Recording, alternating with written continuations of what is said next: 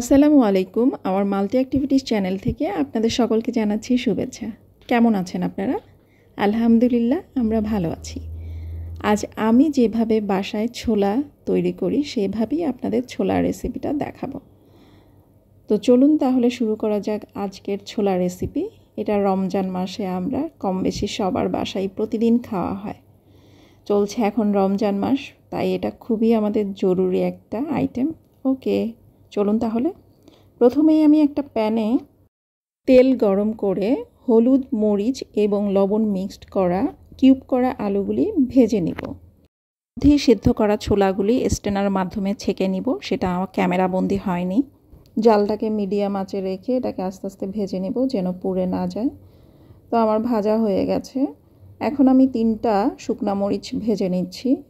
এর মধ্যেই আমি কিছু শুকনা মরিচ এবং গরম মশলা, রসুন কুচি এগুলি একটু ভেজে নিচ্ছি।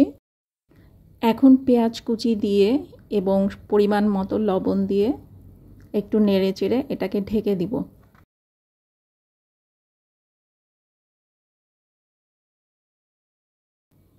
একটু ভালো করে নেড়ে নিতে হবে।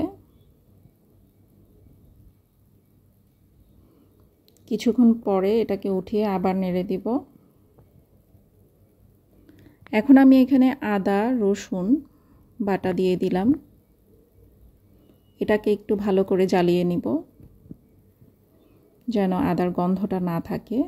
এর মধ্যে আমি হলুদের গুঁড়া, মরিচের গুঁড়া, ধনিয়ার গুঁড়া এবং জিরার গুঁড়া দিয়ে দিচ্ছি।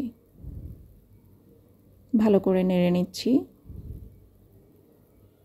এখন আমি পরিমাণ মতো পানি দিয়ে নেড়ে নিয়ে এটাকে ঢেকে দিব তেল না ওঠা পর্যন্ত। তো এখনও ভালো করে তেল উঠেনি, আমি আবার ঢেকে দিচ্ছি। এখন ভালো করে তেল উঠেছে। এখন আমি ছোলাগুলি এটার মধ্যে ঢেলে দিচ্ছি। আমি কিছু কিউব করা আলু রেখে দিয়েছিলাম, সেটা এখন দিচ্ছি। আর ভাজা আলুটা আমি মুড়ি মাখানোর সময় সেটা খাবো, ছোলার উপরে দিয়ে দিব।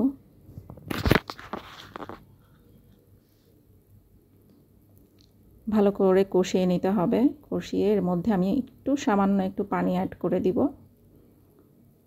পানি অ্যাড করে আমি ঢেকে দিব। আলুটা যেন সিদ্ধ হয় এবং মশলাগুলি যেন ছোলার মধ্যে যায়। অলমোস্ট আমার এটা হয়ে এসেছে। এই পর্যায়ে আমি এখানে একটু পাঁচফোড়নের গুঁড়া দিয়ে দিচ্ছি। এটা ভালো একটা ফ্লেভার আসে। আপনারা এটা স্কিপ করতে পারেন, আমার ভালো লাগে তাই আমি দেই এটা।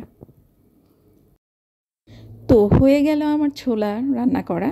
তো কেমন হয়েছে দেখেন, মাশাআল্লাহ দেখতে অনেক সুন্দর হয়েছে। আমি কিউব করা যে আলুগুলি ভেজেছিলাম সেটা এখনও উপরে দিয়েছি এবং কিছু ধনিয়া পাতা কুচি দিয়ে এখন আমি পরিবেশন করে নিয়েছি। আপনারাও বাসায় এই রমজানে এটা ট্রাই করতে পারেন। ইনশাল্লাহ আশা করছি খুব ভালো লাগবে আপনাদের কাছে। তো জানাবেন কেমন হয়েছে। আল্লাহ হাফেজ।